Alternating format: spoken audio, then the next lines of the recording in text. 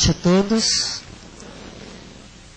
Que as bênçãos do alto, emanada por esses benfeitores que aqui se encontram, nos auxiliem a elevarmos-nos para recebermos o que necessitamos de cunho doutrinário evangélico, mas mais do que isso, as vibrações necessárias a sustentar-nos nas nossas lutas.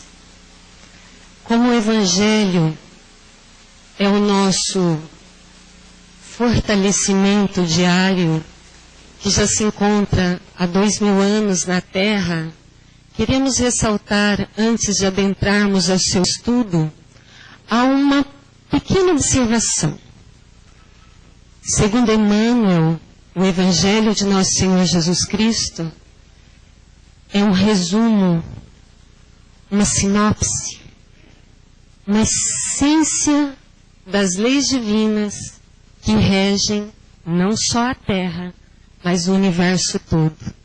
Portanto, se nos gabaritarmos aqui na Terra e não precisarmos mais reencarnar aqui, estaremos munidos de roteiro seguro para qualquer outro orbe do universo, porque o Evangelho é de cunho universal. Se tanta importância então temos em nossas mãos, um resumo do que Deus deixou para as criaturas humanas, cabe-nos então o esforço de tentar entendê-lo na sua essência. Porque quando Cristo aqui esteve, disse o seguinte sobre esse Evangelho: as palavras que vos disse são espírito e vida. No Evangelho de João, capítulo 6, versículo 63. Jesus então já estava nos colocando nas mãos um pouco da importância desse Evangelho, nos dizendo que ele tem espírito e vida. Então não são amontoados de palavras. Lá está contido espírito, aquilo que é essência. E lá também está contido, através das palavras, vida. Não a vida biológica que todos nós, nesse momento, sem conhecer, sabemos que temos. Porque estamos respirando, o coração batendo, a mente funcionando. Vida biológica todos têm. Mas a vida que se refere a Jesus é aquela vida em abundância. E o Evangelho tem vida. Cabe-nos abstrair, entender, e mais do que isso, aplicar, de acordo com, por exemplo, as palavras do apóstolo Paulo, em que ele diz assim, mediante essa boa nova, o Evangelho, o que nos vai fazer ministros desse Novo Testamento, não da letra, olha lá, chamando a atenção novamente, mas do Espírito. Paulo reafirmando o que o Mestre já tinha nos dito. Que aquelas palavras contidas no Evangelho têm Espírito. Espírito que vivifica. E ele ainda faz um alerta. Se nós nos retermos apenas à palavra, a letra escrita, sem extrair o Espírito e a vida dela, isso pode promover morte. Mata. Então, cabe-nos como conhecedores do Evangelho, através da ferramenta da doutrina espírita, usar uma chave que o nosso codificador, Allan Kardec, nos ofereceu, vindo do alto dos Espíritos. Essa chave, no sentido de que é uma ferramenta que abre uma fechadura e nos dá passagem a esse Evangelho de Espírito e vida, Kardec assim se pronunciou. Muitos pontos do Evangelho, da Bíblia e dos autores sacros, em geral, só são ininteligíveis. Parece que não dá para entender, parece que não é lógico, parece que é irracional. Então tem trechos do Novo Testamento, do Velho Testamento, porque ele se refere à Bíblia, e aí expandiu para o Velho Testamento, que parece que a gente não vai dar conta de entender. Por falta de uma chave.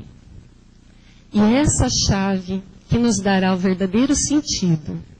E essa chave, diz o codificador da doutrina espírita, está na doutrina espírita, está completa. Não é a única. Todas as boas religiões podem ter acesso às chaves. Mas a doutrina espírita amplia o entendimento do Evangelho com os seus pilares básicos. Porque como entender as diferenças, se não com a chave da reencarnação? Como entender os nossos sofrimentos atuais, se não com a chave das vidas pregressas? Como entender, compreender e consolar a perda do ente querido, se não tiver a chave do conhecimento da imortalidade da alma e que eu vou encontrá-lo mais além? Então, a doutrina espírita tem a chave. Continua Kardec. Agora, essas chaves, por si só, letra, palavra escrita, se também não for extraída a essência, também vão ficar ininteligíveis.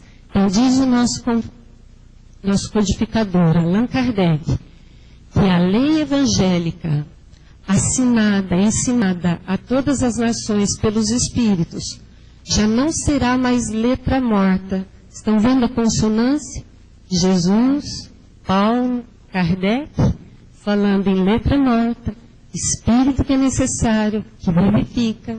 Kardec continua, porque todos compreenderão e serão incessantemente compelidos a pô-lo em prática.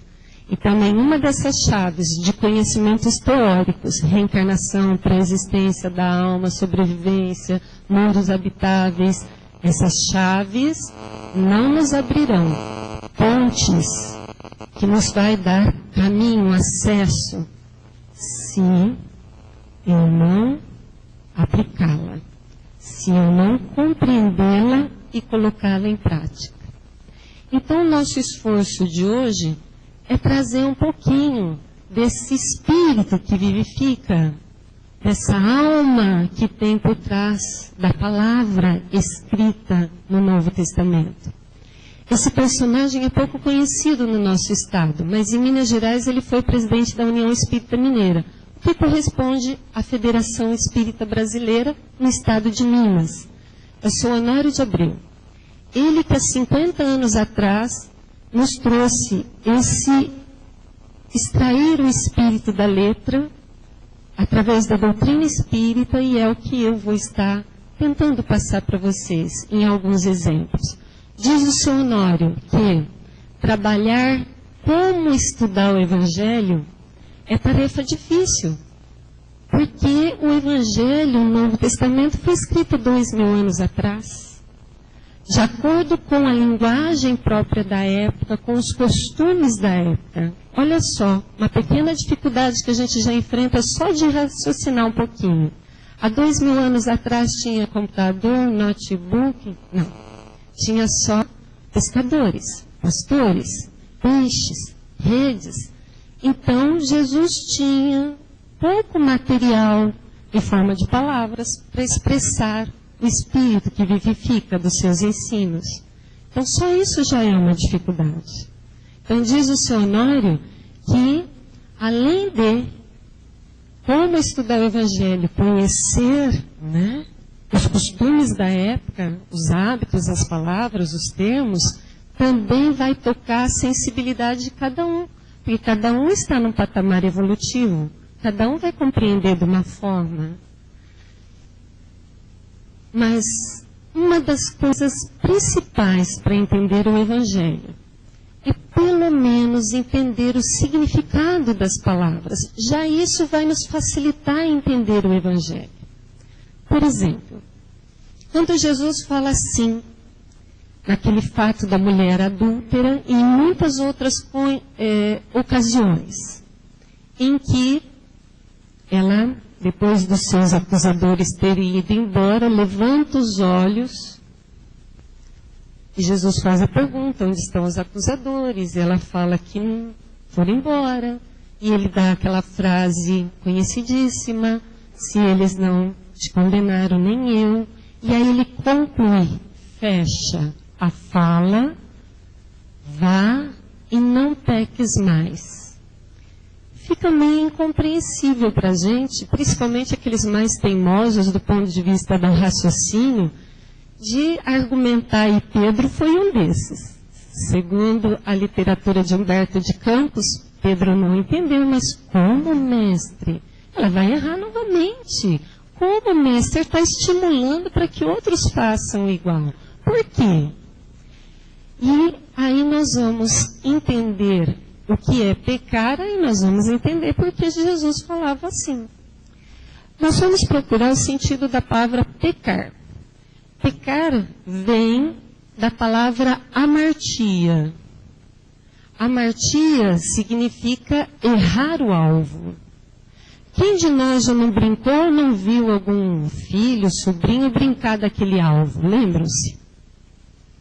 Cuja brincadeira consistia no seguinte: pegar um dadinho e tentar inúmeras vezes até acertar o centro do marcador do alvo. E quando não acerta, errou o alvo, tentava novamente. Então, o que é que Jesus estava falando para nós? Errou o alvo. Pecar é errar o alvo. Pecar é processo de aprendizado, porque na hora da brincadeira, ela consiste em você se especializar em acertar o alvo, aumentando a força ou diminuindo, mudando a direção para a direita ou para a esquerda, para cima ou para baixo. Ou seja, nas tentativas de acerto e erro é que se chega ao aprendizado. Jesus, então, entende, sabendo como sendo o criador do planeta Terra e o governador, de que aprendemos, e isso é até pedagógico, dentro da escola, aprendemos por tentativas.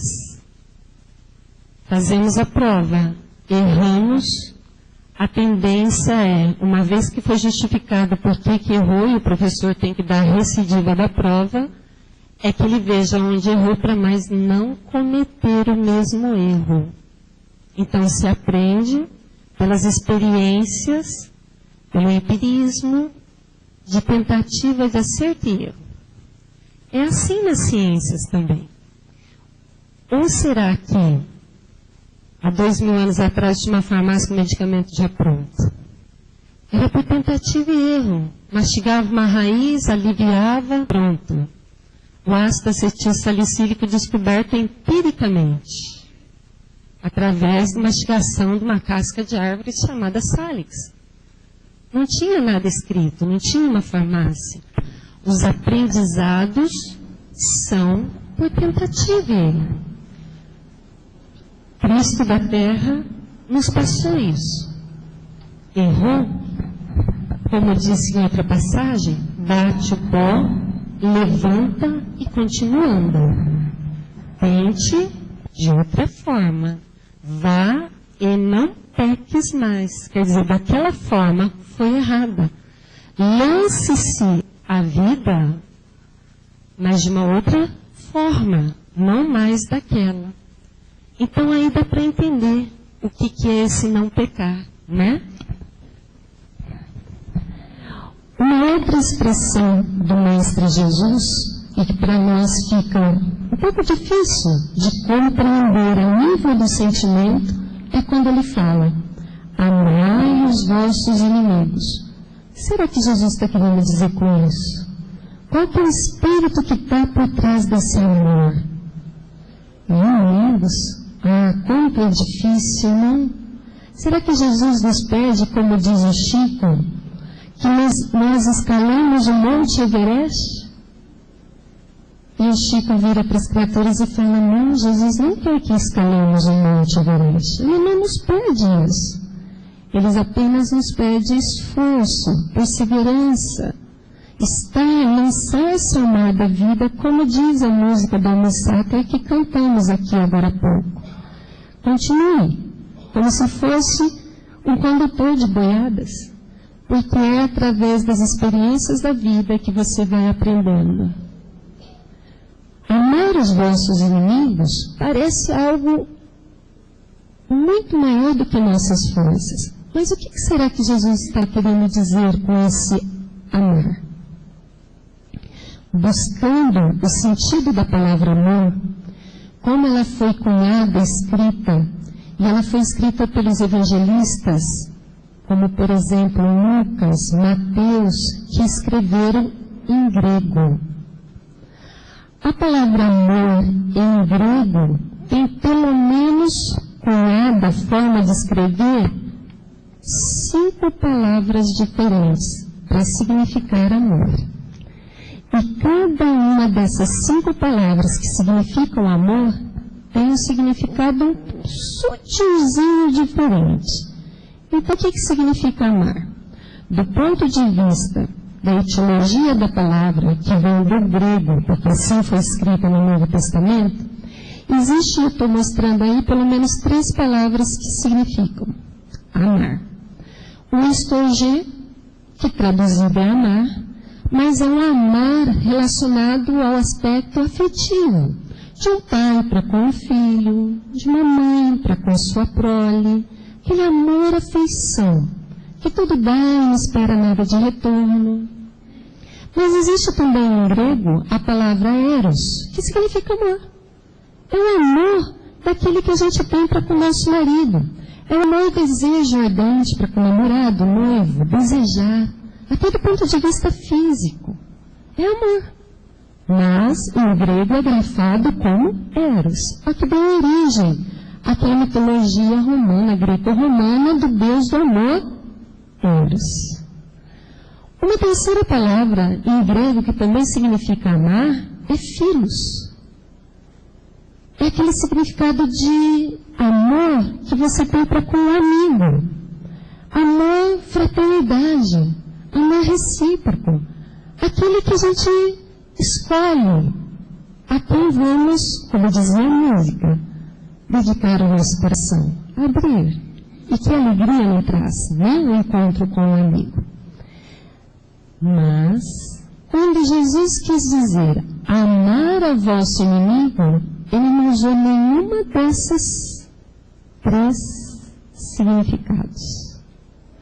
Quando o evangelista Mateus grafou amar a vossos inimigos, ele usou a palavra agape, que depois transformou em HPO, e que é traduzido como amor, bem comportar-se com os seus que caminham no mesmo caminho. Na parábola do bom samaritano, lembra? Aquele que se condoeu de compaixão pelo que estava caído, aparece a palavra HPO. É aquele amor de auxílio, de ajuda, mas é um amor, não assim com extravasão de coração, mas um amor comportar-se bem. O samaritano para, raciocina, analisa como vai melhor ajudar o que está caído. Estabelece todo um plano. Tanto é que ele deita vinho, azeite nas feridas, enfaixa, põe o caído na montaria, leva para uma hospedaria. Ou seja, é o amor comportar-se bem para com o outro. Ele não poderia ter amor, fraternidade para um amigo, porque ele mal conhecia, estava caído. É um amor diferenciado. É um amor que não é um apelo ostensivo do coração, no sentido assim, de confessar-se, de amar como se fosse um pai e mãe, como um marido, mas é comportar-se bem em relação ao próximo. E aí agora acho que dá para a gente fazer como Cristo nos pede, não é? Amar os nossos inimigos. Não pede extravasão, aquele amor rompante, de mãe para filho, de amigo, mas, segundo o Evangelho, segundo o Espiritismo, Kardec comenta esse amar os inimigos e ele fala, e não atrapalhar a vida do companheiro. Se ele te ferir, você não tem condições, no campo do sentimento, de perdoar, para que esse perdão seja a ponte que você possa atravessar para a felicidade, não atrapalhe a vida dele. Já é amar. Aí, conhecendo a essência, o espírito da fala do Cristo, não fica mais fácil. Não nos tira o peso das costas, que acaba sendo uma tortura. Eu não amo meu inimigo, não amo meu inimigo. E a gente acaba não fazendo o que nós podemos fazer. Igual o Chico falou, o Cristo não nos pede que escalemos o Everest. Ele nos pede esforço, perseverança, continuidade do bom comportamento.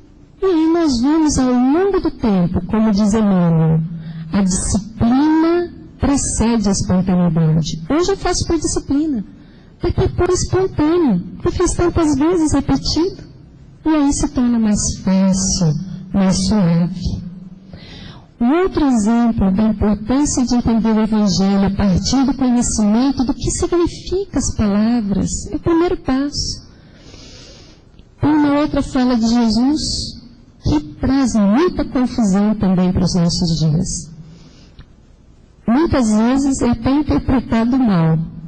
Essa fala de Jesus está no Sermão do Monte, em que ele diz, bem-aventurados os pobres de espírito.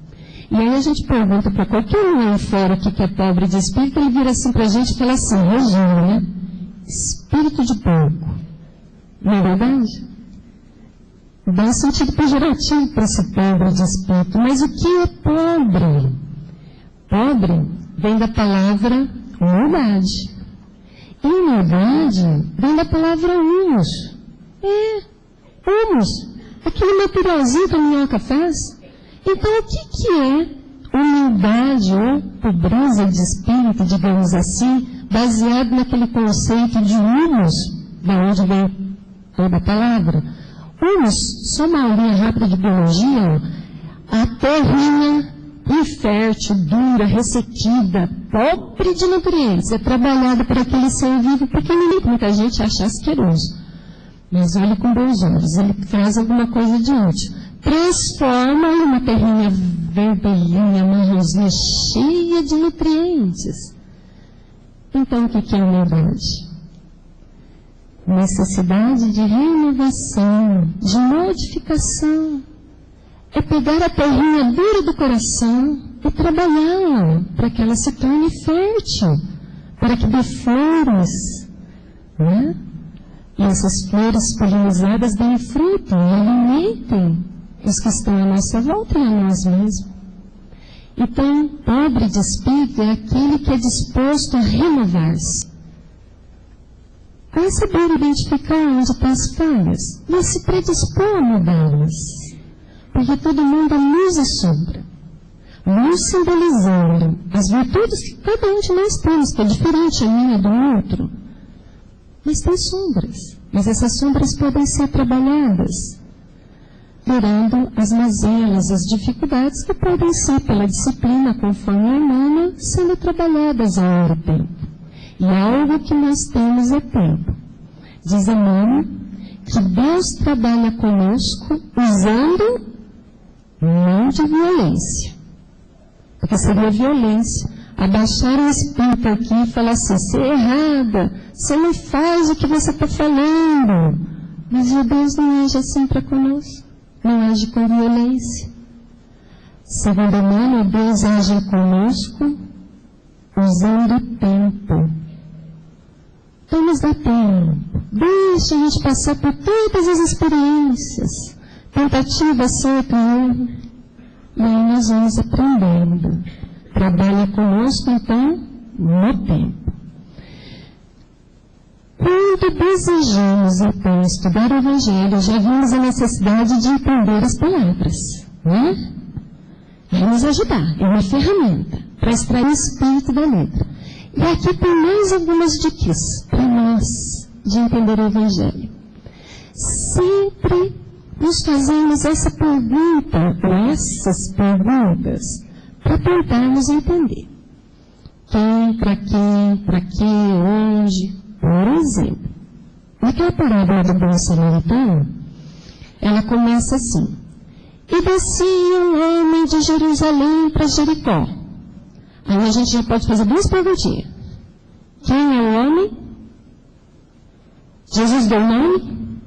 Deu endereço? Tipo sanguíneo? RG? Cor? Quer dizer que pode ser qualquer, inclusive nós. E aí uma segunda perguntinha. Onde? Lembra que Jesus citou? Descia de Jerusalém para Jericó. Jesus não falou nada que não tivesse algum aproveitamento. Jerusalém é uma cidade considerada religiosa. Até hoje a gente acompanha na televisão, né? Vários cultos religiosos lá vão. Jericó é uma cidade comercial, onde se troca, compra, vende, faz escambo. Olha só, o espírito embutido da mensagem de Jesus. O homem descia de Jerusalém para Jericó. Tem Jerusalém em São José do Rio Preto? Não. Fisicamente não. Então Jesus estava usando uma comparação. O que é Jerusalém? Podemos considerar a casa Francisco de Assis como Jerusalém, um templo de oração, né? Que já está em padrão menor de vibração. Ou internamente em Jerusalém, quando eu me mantenho nesse padrão de vibração superior. O que acontece quando eu desço para Jericó? Na hora que eu saio lá fora, vou encontrar os parentes difíceis, o vizinho que me dá trabalho, o chefe que me persegue. Jericó da vida, é onde eu tenho que trabalhar, eu tenho sustento. Ou internamente, a gente pode optar em entrar na Jericó. Quer ver como? Irritação, só trabalho, entrou na Jericó. E o que aconteceu? Que esse homem, ao descer de Jerusalém a Jericó, lembra-se da parábola? Foi assaltado. Toda vez que a gente descer de Jerusalém para Jericó, corremos o risco de ser assaltados. Como é que pode acontecer esse assalto? Bandido que vem nos... Não só isso. Mas olha só. Diminuindo o padrão de vibração, nós entregamos só os labores da vida material sem trabalhar a vida espiritual. O que acontece? Obsessões, doenças orgânicas, né? E são os ladrões que nos roubam a paz e muitas vezes até a vida. Quem trabalha na casa espírita vai trabalhar no atendimento fraterno que o Dr. Aguinaldo está convocando para trabalho. Vai defrontar muita gente que chega aqui em processo de obsessão e chega meio morto, sem energias. Por quê? Porque se manteve na Jericó da vida. Somos espíritos imortais, revestidos de um corpo material. Então o que é primeiro? Espírito. Primeira demanda da alma, porque é essa que vai continuar, é essa que é imortal. As demandas da matéria para a Terra ainda são necessárias. Mas tem que fazer como na parábola Jesus assinalou. Não vai e não fique na Jericó. Passe pela Jericó. Porque desse samaritano que ajuda o caído, presta atenção na parábola, diz assim. Antes de dizer do samaritano, diz que passou um padre, né? E passou longe, e passou um levita, que é também conhecedor da lei de Deus, e passou longe, e estava de passagem um samaritano, que viu o caído e se provou de compaixão. Por acaso o samaritano estava indo de Jerusalém para Jericó? Estava de passagem. É aqueles que nós devemos nos enquadrar, estamos na terra de passagem. Ou alguém aqui ganhou um bilhete para viver 500 anos na Terra? É passagem. 100 e pouquinho estourando, nós vamos voltar para a vida real, vida espiritual, de espíritos imortais. Então vamos desmitificar da nossa mente o seguinte: eu não sou carne. Eu sou espírito revestido de carne, passando por uma experiência carnal para burilar os valores da alma. Nos atentamos nesse fato. Bom, dá para ver como é importante perguntar quem, por quê, onde, quando, como. Isso vai nos ajudar a entender e extrair o espírito da letra. E aí a gente vê sentido no Evangelho de Jesus. Para ir já encaminhando-se para o final, nós vamos aqui relatar e aplicar, não só extraindo o que eu dei de Químios, né, para entender o Evangelho de Jesus, o sentido da palavra, mas também como, porquê, quando, onde, quem, através de uma parábola de Jesus, aliás, muito pouco conhecida, e confesso que eu também a conheci há pouco tempo, mostrando que a gente estuda muito pouco. Porque como é que nós vamos conhecer o Evangelho de Jesus sem, pelo menos, ouvir falar do seu Evangelho? E aqui está uma prova de que muitos de nós estamos merecendo ingressar, fazer lá a inscrição nos grupos de estudo de quarta-feira da casa, meia-noite. Tem estudo de tudo quanto é tipo, para pelo menos conhecer. Isso é tão importante que tem uma obra de Chico Xavier chamada Renúncia, que o espírito Alcione, que é um espírito de alto gabarito, lá na introdução, vem de Sírios encarnar na Terra para resgatar uma alma querida. Alcione fala lá que o Evangelho de Nosso Senhor Jesus Cristo tem que passar por 3 processos. O primeiro é conhecer. Como é que a gente conhece? Ou participando de grupos de estudos, ouvindo uma palestra, lendo. Isso aprende muito lendo. Segundo passo, sentir. Tem que sentir aquilo que está lendo. Tem que participar do estudo da palestra e estar meditando sobre isso, fazendo reflexões. Se hoje à noite, antes de deitar, ou amanhã, algumas reflexões sobre o Evangelho de Jesus que aqui foi exposto, que ficou mais claro. Isso vai introjetando na nossa intrínseca estrutura mental e sentimental. É o segundo passo. E o terceiro passo, que Kardec falou ali atrás. Não adianta só conhecer. Tem muitos catedráticos já com doutorado em doutrina espírita e evangelho. Na teoria. Mas é necessário agir. Então, se não passar por esses 3 processos, essa letra é morta. Bom, nesse esforço então de conhecer, vocês já ouviram falar da parábola contada por Jesus? Não é mentira minha, está lá em Mateus capítulo 21, que se chama os vinhateiros homicidas. Vinhateiros, plantadores de uva. Homicidas que matavam. Já ouviram falar nessa parábola? Olha como às vezes a gente não estuda.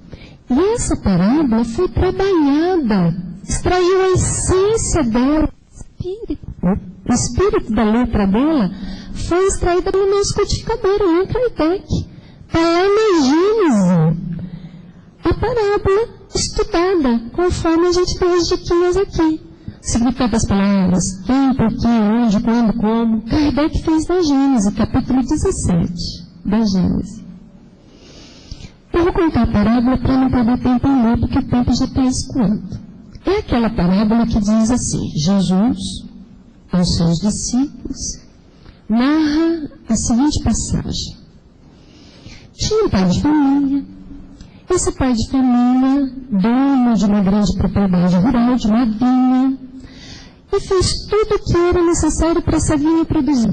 Instalou poço d'água, cavou a terra, adubou, plantou as árvores, gradeou, fez as divisas, cercou tudo o que era necessário.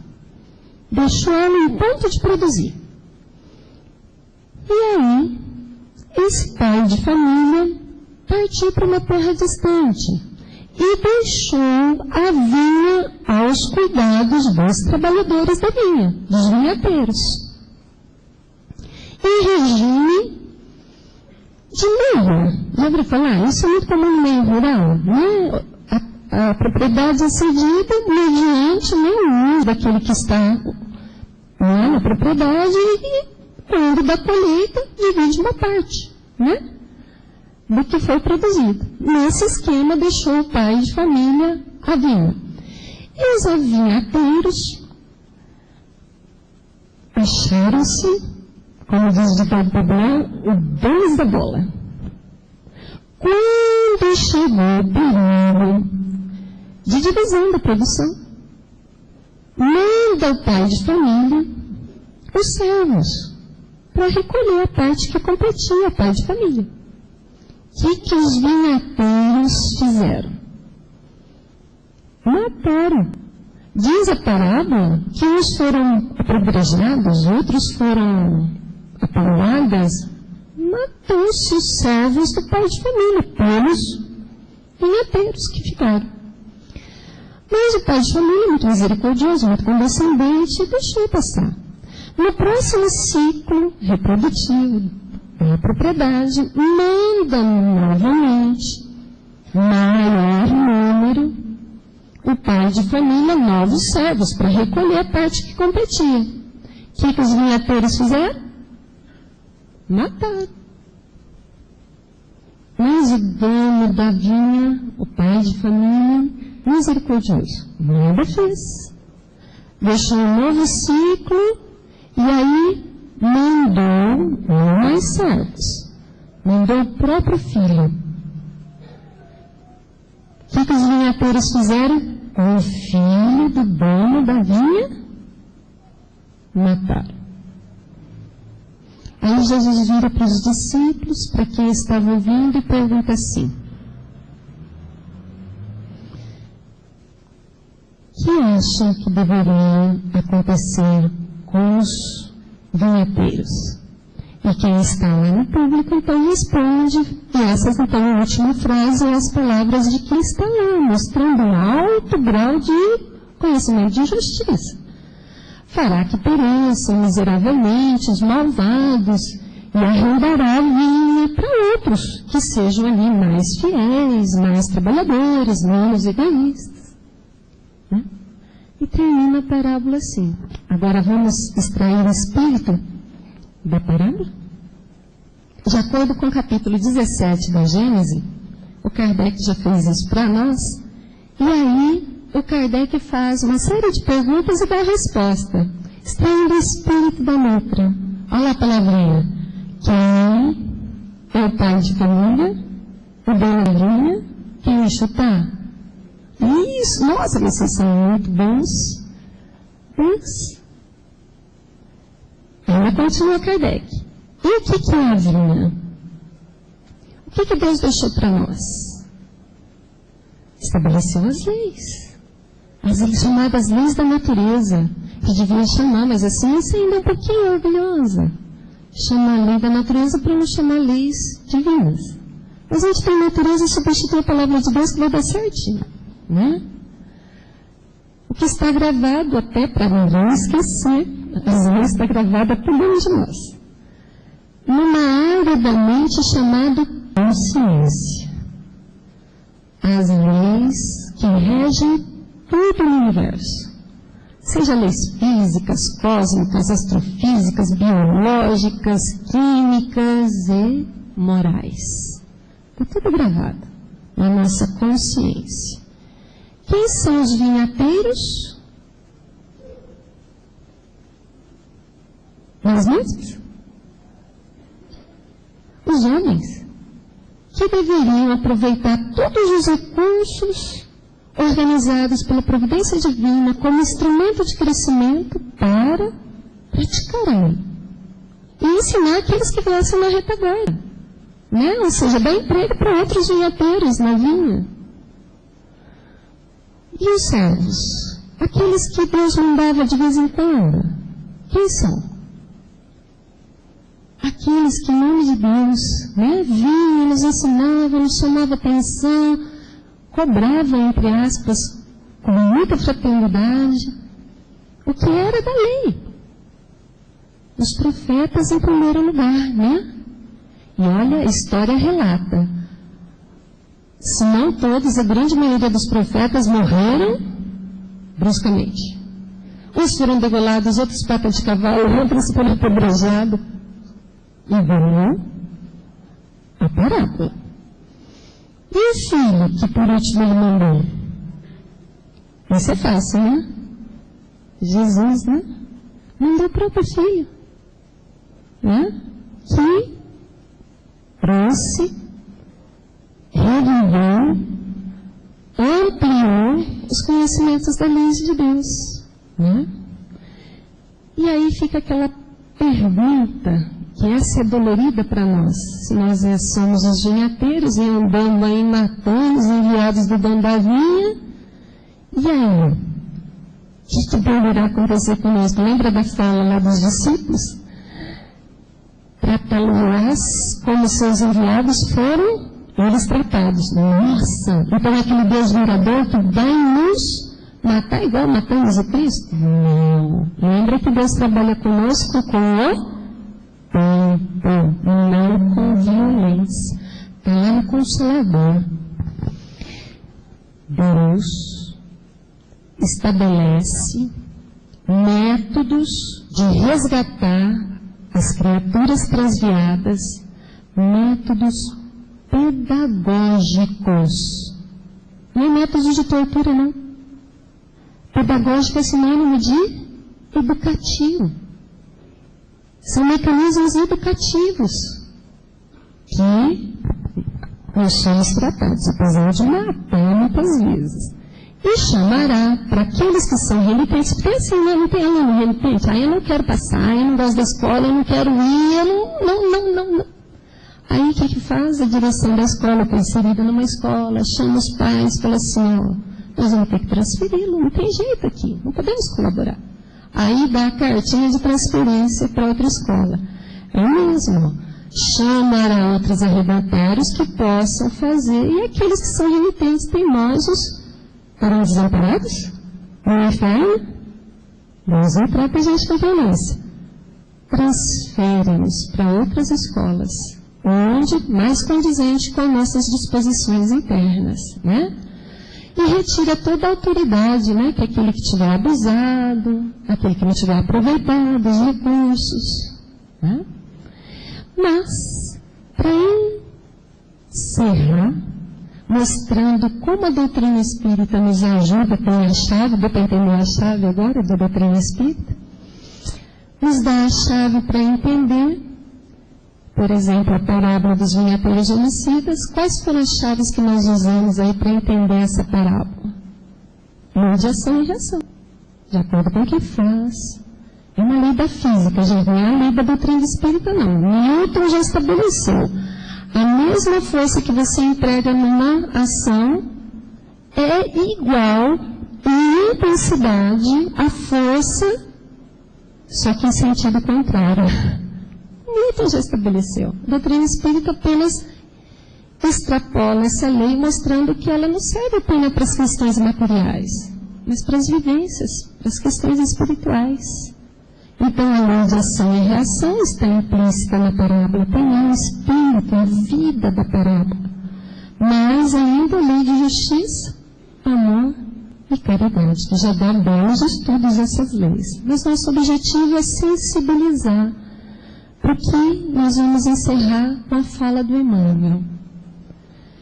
Afeiçoemo-nos, pois, ao Evangelho sentido e principalmente nós na ação, vivido, compreendendo o imperativo da nossa iluminação interior. Que as bênçãos do alto nos favoreçam a refletirmos sobre essas máximas do Evangelho e nos favoreça através dos benfeitores responsáveis pela nossa existência, porque todo mundo tem um anjo guardião, um espírito amigo, familiar, como queira chamar. Todos temos. Que nos ajude a sermos melhores amanhã do que fomos hoje. Muito obrigada pela atenção.